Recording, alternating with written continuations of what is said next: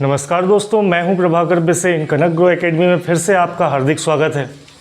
चलिए हम स्टार्ट करते हैं आज प्रश्नावली 5.1 का दूसरा क्वेश्चन को ध्यान से पढ़ेंगे। दी हुई एपी के प्रथम पद लिखिए। प्रथम, यहाँ 4 लिखना भूल गए, प्रथम 4 पद लिखिए जबकि प्रथम पद ए तथा सार्व अंतर डी निम्नलिखित है। और हम देख रहे हैं यहाँ पर हमें 5 अलग अलग क्वेश्चन दिए हुए हैं जिनमें अलग अलग सार्वंतर और प्रथम पद दिए हैं। तो इनकी सहायता से किस तरह से हम पहले 4 पद ज्ञात करेंगे ये देखते हैं। ठीक है, चलिए क्वेश्चन की तरफ आगे बढ़ते हैं। सबसे पहले हम बात करेंगे पहले सवाल की। पहला क्वेश्चन है a is equal to 10 and d is equal to 10। हमें यहाँ पर सार्वंतर और प्रथम पद दोनों ही 10 दिया हुआ है। तो हम जानते हैं कि a को ही हम क्या कहते हैं, पहला पद कहते हैं। इसीलिए हम सबसे पहले यहाँ पर लिखते हैं प्रथम पद a बराबर 10। प्रथम पद a बराबर 10। द्वितीय पद की बात करते हैं a2 बराबर a प्लस d, यही होता है, हमने पहले ही पढ़ा हुआ है। अगर हमें कोई भी पद निकालना हो, a1 बराबर a होता है, a2 बराबर a प्लस d होता है, a3 बराबर a2 प्लस d होता है, a4 बराबर a3 प्लस d होता है। अर्थात हम पिछले वाले पद में अगर सार्वंतर को जोड़ते चलें तो हमें अगला पद मिलता चलेगा। तो वही काम हम यहाँ पर करने वाले हैं। द्वितीय पद देखेंगे। द्वितीय पद a2 बराबर a प्लस डी है। a का मान सर 10 दिया हुआ है और d का मान भी 10 है, अर्थात 10 और 10 20। द्वितीय पद क्या निकल के आ गया, 20। तृतीय पद की बात करेंगे। तृतीय पद a3, तीसरा पद क्या होता है, a3 होता है। तृतीय पद a3 बराबर a2 प्लस d, अर्थात a2 कितना आया है, 20 आया है। a2 कितना आया है, 20 आया है। प्लस d की बात करेंगे, d कितना है, 10 है। तो 20 और 10 30। तीसरा पद कितना आ गया हमारा, 30 आ गया। चतुर्थ पद की बात कर लेते हैं। a4 बराबर, तो चतुर्थ पद a4 क्या हो जाएगा, a3 प्लस d बराबर, तो a3 कितना है, 30 आया है। d कितना दिया हुआ है, 10 दिया हुआ है, 40 हो गया। इस तरह से हमने समांतर श्रेणी के प्रथम 4 पद यहाँ पर ज्ञात कर लिए। समझ में आया? फिर से देखते हैं। a1 बराबर 10 दिया हुआ है, d बराबर 10 दिया हुआ है। प्रथम पद हमें निकालना है। हम जानते हैं कि a को ही हम क्या कहते हैं, प्रथम पद कहते हैं। तो a बराबर 10। द्वितीय पद मतलब कि हम पहले वाले पद में सार्वंतर को अगर जोड़ दें तो हमें उसके आगे वाला पद मिलता है। तो हमने क्या किया, ठीक पहले वाले प्रथम पद में d को जोड़ा, सार्वंतर को जोड़ा, हमें क्या मिल गया, दूसरा पद मिल गया। तृतीय पद की बात कर रहे हैं। तीसरे पद में हमने क्या किया, a3 फाइंड करने के लिए द्वितीय पद में सार्वंतर को जोड़ दिया, तो हमें क्या मिल गया, तीसरा पद मिल गया। चतुर्थ पद में हमने तीसरे पद के साथ में सार्वंतर को जोड़ दिया, तो क्या मिल गया, हमें चतुर्थ पद मिल गया। ठीक है, अगले क्वेश्चन की तरफ आगे बढ़ते हैं।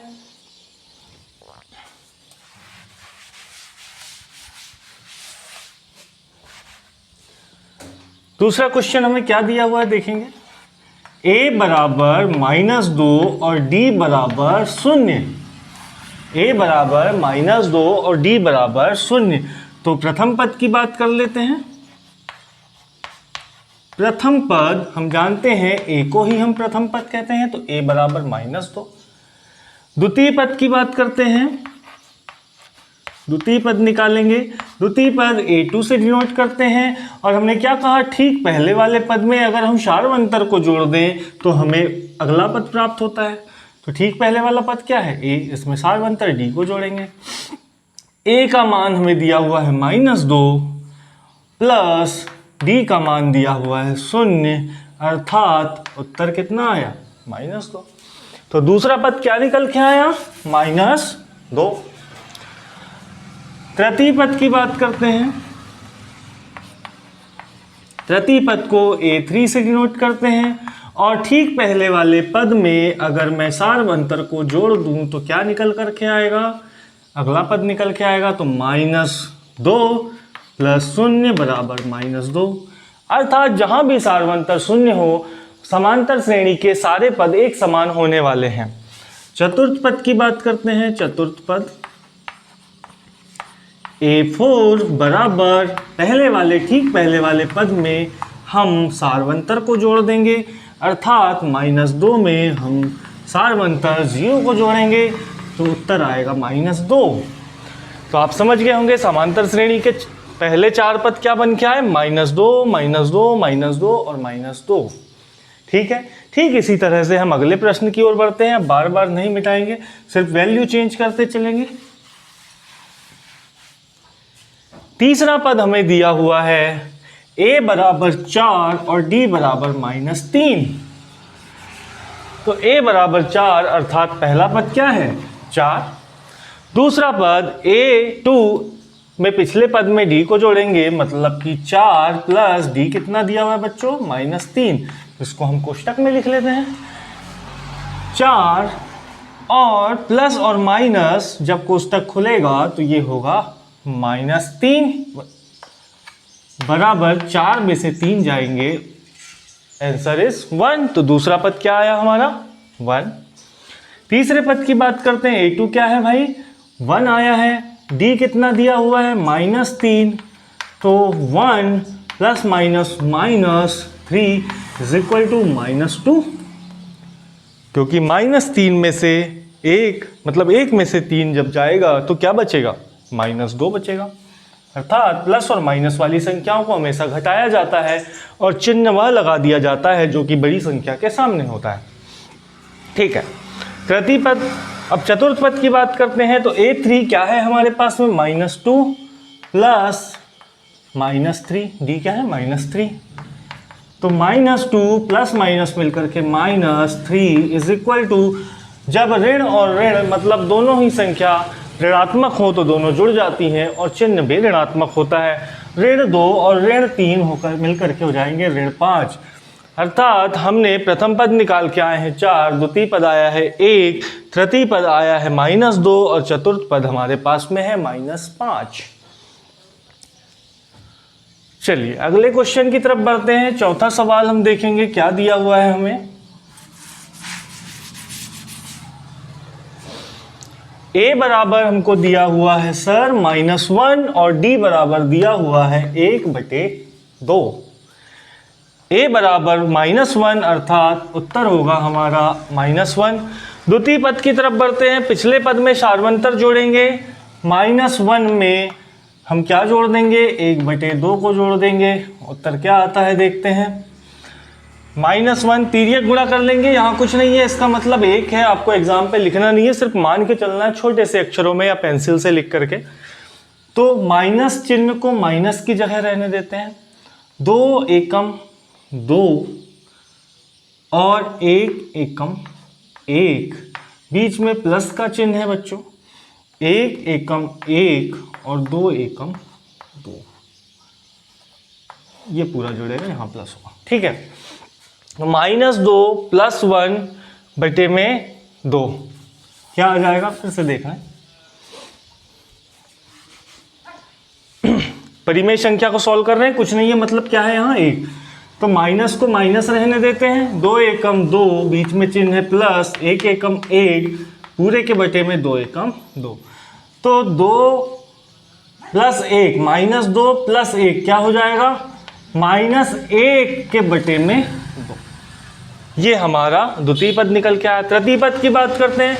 तो द्वितीय पद में अगर मैं सार्वंतर को जोड़ दूं, तृतीय पद निकल के आएगा। द्वितीय पद क्या है भैया, 1/2 है सर।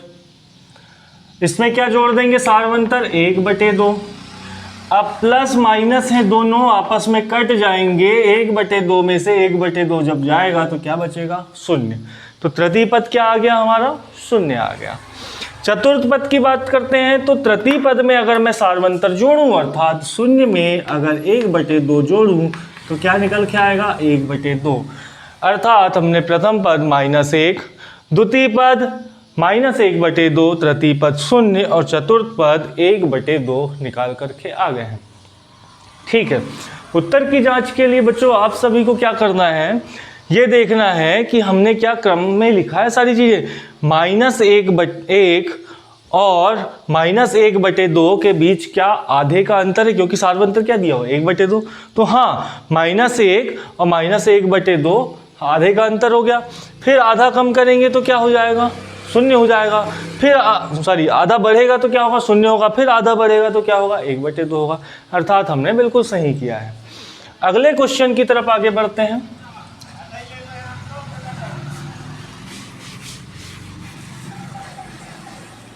देखें अगला क्वेश्चन क्या दिया हुआ है, a बराबर -1.25 -1.25 और d बराबर दिया हुआ है 0.25, वो भी ऋणात्मक। ठीक है, ऋण 0.25। प्रथम पद मतलब a को ही हर सर हम प्रथम पद कहते हैं, -1/1.25।